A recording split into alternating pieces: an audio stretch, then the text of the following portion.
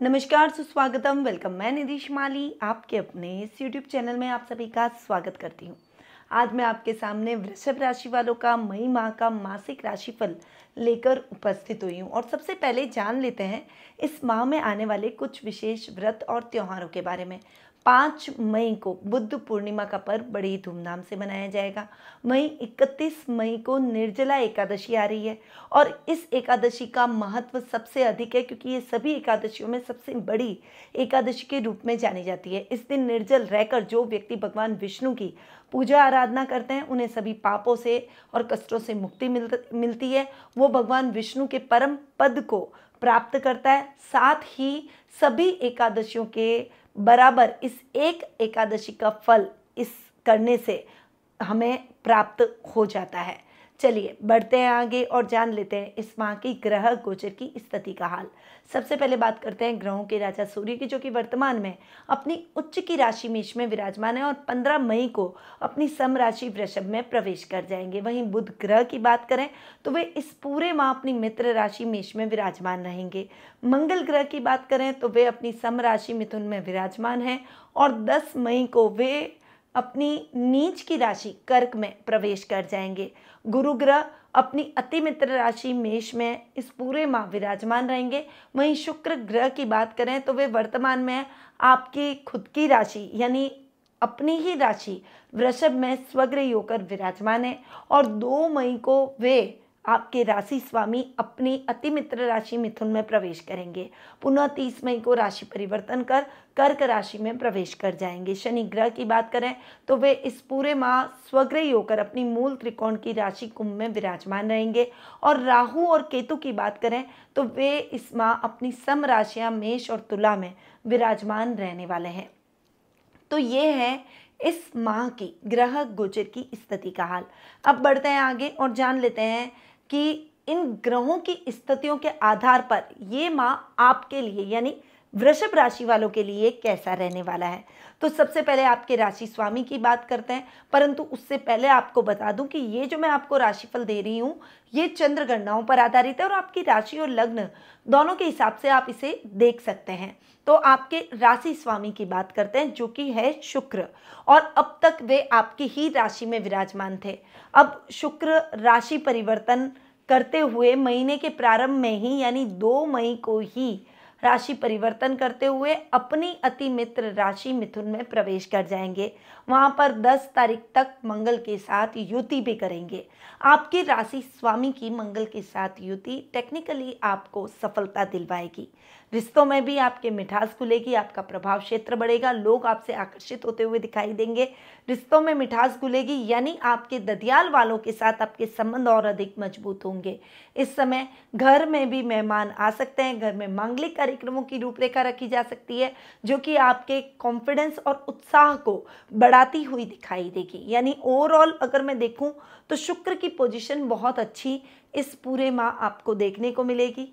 महीने के प्रारंभ में अगर वे राशि परिवर्तन भी करेंगे तो भी शुक्र की रिजल्ट आपको बेहतरीन देखने को मिलेंगे और यहाँ पर कुटुंब में मान सम्मान भी आपका बढ़ेगा, आपकी प्रतिष्ठा बढ़ती हुई दिखाई देगी, वहीं आपका सेल्फ कॉन्फिडेंस भी बढ़ेगा।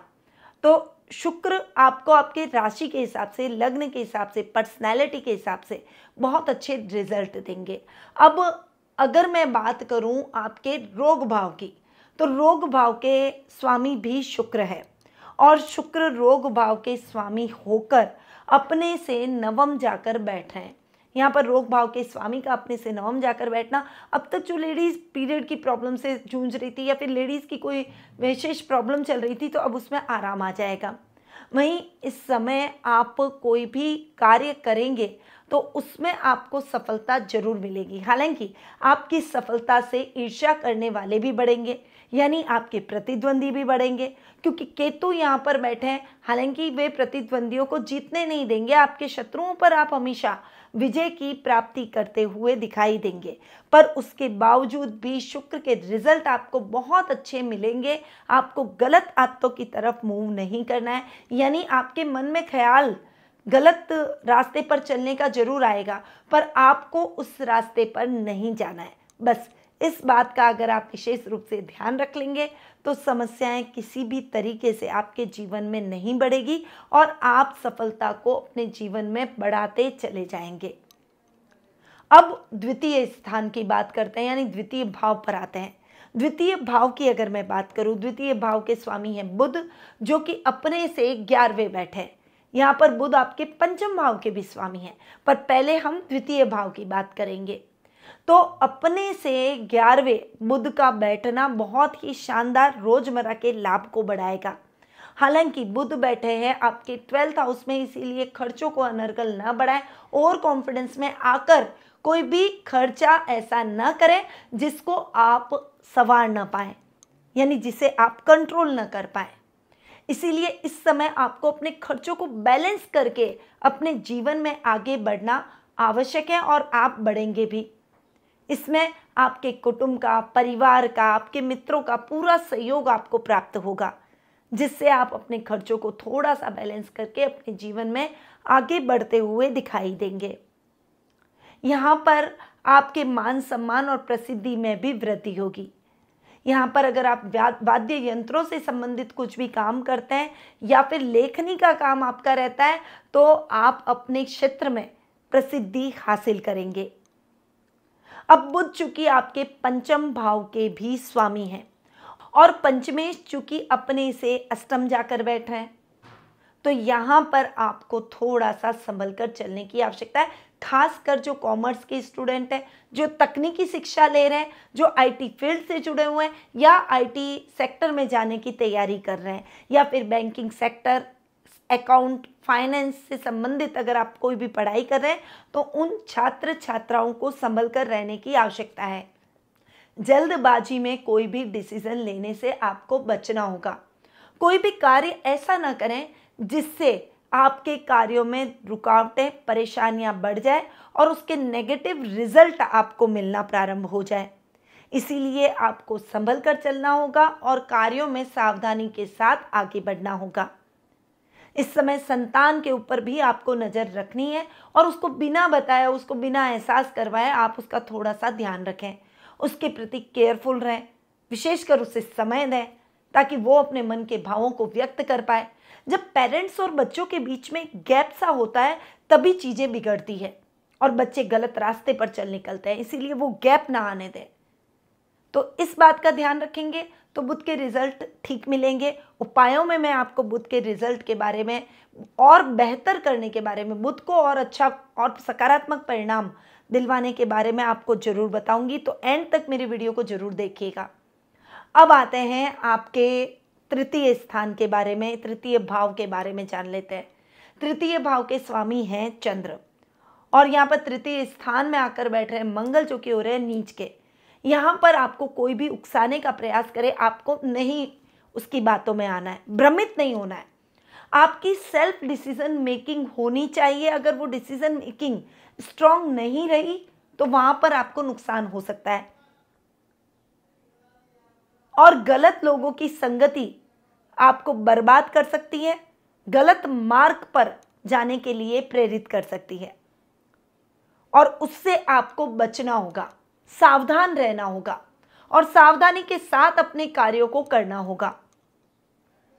बस इस समय आपको राजनीति में भी तोल मोल कर आगे बढ़ना है, सोच समझकर डिसीजन लेने हैं। आपकी कोई झूठी बदनामी हो सकती है, झूठे आरोप लग सकते हैं, उसके प्रति भी थोड़ा सा सावधान रहें। अब बात करते हैं सुख स्थान की। सुख स्थान के स्वामी है सूर्य, जो कि आधे माह तक उच्च के होने वाले हैं और उच्च के होकर आपके 12th हाउस में बैठेंगे। यहाँ पर विदेशों से बहुत अच्छा लाभ आपको प्राप्त होगा। फार्मेसी से रिलेटेड कामों में आपको सहायता प्राप्त होगी, सफलता प्राप्त होगी। मेडिकल की फील्ड से जुड़े हुए लोगों को भी अच्छा लाभ प्राप्त होगा। मान सम्मान और प्रसिद्धि आपको देखने को मिलेगी। इस समय उच्च पदों पर जो अब्रॉड में जाकर हमारे अधिकारी काम कर रहे हैं, उनके लिए भी समय सफलतादायक रहेगा।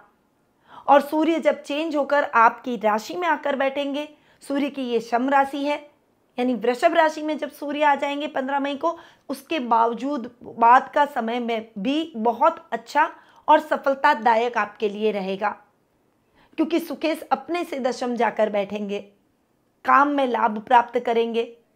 हाँ, थोड़ा सा अग्रेशन को शांत रखिए, अपने गुस्से को कंट्रोल कीजिए। थोड़ा सा ईगो आपके अंदर आ सकता है, उस ईगो को कंट्रोल कीजिए, क्योंकि सूर्य यहाँ आपके लग्न में बैठकर आपके ईगो को बढ़ा देंगे।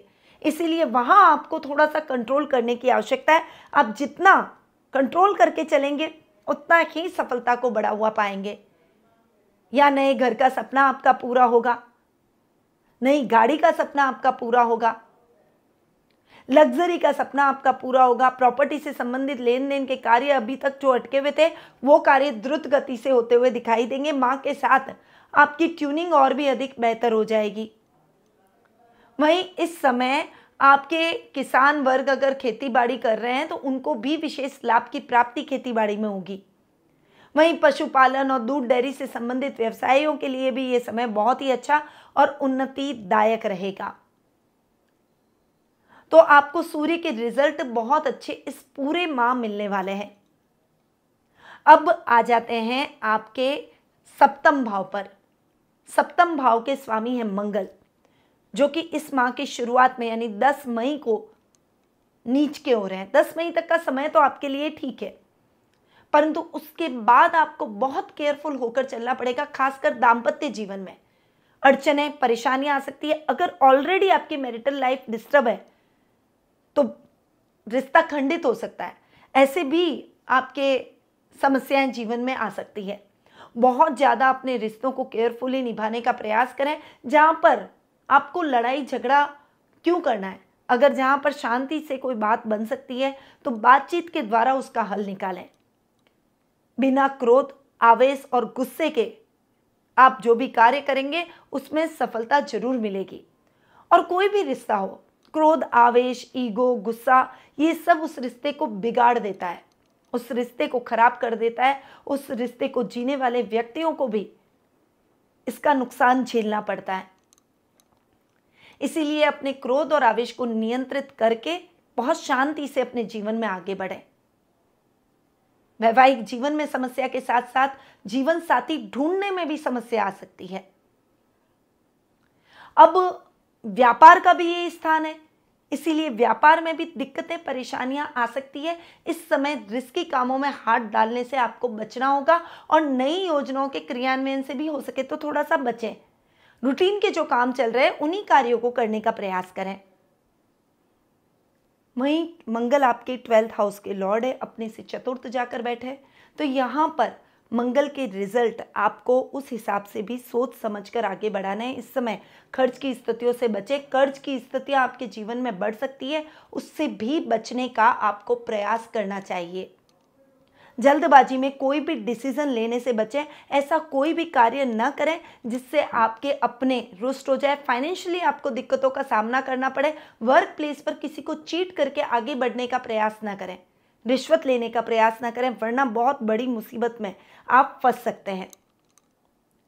अब आते हैं आपके अष्टम भाव पर। अष्टम भाव के स्वामी हैं गुरु, जो कि आपके लाभ भाव के भी स्वामी हैं। और अष्टमेश का अपने से पंचम जाकर बैठना बहुत अच्छा। हालांकि गुरु खर्च भाव में बैठे, इसीलिए आपको अपने खर्चों को भी बैलेंस करके चलना पड़ेगा, परंतु यहाँ पर आप जितना सोच समझकर खर्च करेंगे उतना ही आप फायदे में रहेंगे। रिस्की कामों में हाथ डालने से आपको इस समय बचना चाहिए। लाभ भाव के भी स्वामी है और लाभ भाव का स्वामी अपने से एक घर आगे जाकर बैठा है, इसीलिए इस समय लाभ में अच्छी स्थिति आपको देखने को मिलेगी। फाइनेंशियली बहुत ज़्यादा दिक्कतों का सामना नहीं करना पड़ेगा और अच्छा लाभ आप फाइनली प्राप्त करते हुए दिखाई देंगे। यहाँ लेवल और सर्कल आपका बढ़ता हुआ दिखाई देगा। कुछ अच्छे लोग आपके सर्कल में जुड़ेंगे जो कि आने वाले समय में आपको सपोर्ट करेंगे। अब आते हैं आपके भाग्य स्थान पर। यहाँ पर शनि, जो कि आपके भाग्येश भी हैं और कर्मेश भी हैं, और आपकी कुंडली में योग कारक ग्रह हैं। योग कारक शनि आपकी कुंडली में दशम भाव में शश नामक महापुरुष योग बनाकर बैठे हैं और अपनी मूल त्रिकोण की राशि में स्वग्रही होकर बैठे हैं। इसीलिए शनि के रिजल्ट भी आपको भाग्य और कर्म के हिसाब से बहुत अच्छे मिलेंगे। इस समय लक तो आपका साथ देगा ही। धर्म कर्म के कार्यों से आप जुड़ेंगे, परिवार की हेल्प के लिए आगे आएंगे, समाज सेवा से संबंधित कार्यों में आपको सफलता, मान सम्मान और प्रतिष्ठा सब मिलेगी। परंतु जो नौकरी पेशा लोग हैं उनके प्रमोशन और इंक्रीमेंट के पूर्ण योग बनेंगे। अटके हुए काम चल निकलेंगे। कामों में आ रही समस्याएं, दिक्कतें समाप्त हो जाएगी और सफलता के योग बढ़ते हुए दिखाई देंगे। तो ये है वृषभ राशि वालों का मई माह का मासिक राशिफल। अब आते हैं और कुछ शुभ तिथियों के बारे में जान लेते हैं कि कौन सी तारीखें आपके लिए शुभ रहने वाली है। तो 4 से 6 तारीख, 8, 14, 15, 17, 22 से 24 तारीख, या ये तारीखें आपके लिए लकी रहने वाली है। आप इस समय अपने कोई भी शुभ या मांगलिक कार्य कर सकते हैं। वहीं अशुभ तारीखों के बारे में भी जान लेते हैं। तो 1 से 3 तारीख, 7, 9 से 13 तारीख, 16, 18 से 21 तारीख और 25 से 31 तारीख, ये तारीखें आपके लिए इतनी अच्छी नहीं है। इस समय केयरफुल होकर चलें। शुभ रंग पर आए तो आपके लिए गोल्डन और सिल्वर, ये दोनों कलर बहुत ही शुभ रहने वाले हैं। इन रंगों का उपयोग आप ज़्यादा से ज़्यादा या कोई भी शुभ या मांगलिक इंपॉर्टेंट कामों में कर सकते हैं। अब आते हैं उपायों पर। तो शनिवार के दिन पीपल के पेड़ का स्पर्श करते हुए परिक्रमा करें। पीपल के पेड़ के नीचे तिल के तेल का दीपक जरूर जलाएं। जरूरतमंदों को इमरती, उड़द की दाल और दही का दान जरूर करें। आपका भाग्योदय निश्चित है, इसीलिए अपने अधूरे पड़े हुए कार्यों को, कोई भी कार्य अधूरा न छोड़ें और तुरंत पूरा करें। जेब में हमेशा चांदी का चौकोर टुकड़ा जरूर रखें। तो ये कुछ काम, ये कुछ उपाय आपके इस माह को और अच्छा बना सकते हैं और रिजल्ट को और अधिक बेहतर कर सकते हैं। वहीं आपको बुध को स्ट्रॉन्ग करने के लिए हरी घास गायों को खिलानी चाहिए। वहीं गणेश जी के ऊपर दुर्वा चढ़ाते हुए ओम गंग गणपते नमः का जाप जरूर करें। पर यह जानकारी दी मैंने गोचर की स्थितियों के आधार पर। यदि आप अपनी जन्म कुंडली के माध्यम से अपने प्रश्नों के उत्तर प्राप्त करना चाहते हैं तो टेलीफोनिक अपॉइंटमेंट और पर्सनल मीट के माध्यम से मुझसे जुड़ सकते हैं। अधिक जानकारी के लिए स्क्रीन पे दिए गए नंबरों पर जरूर संपर्क करें।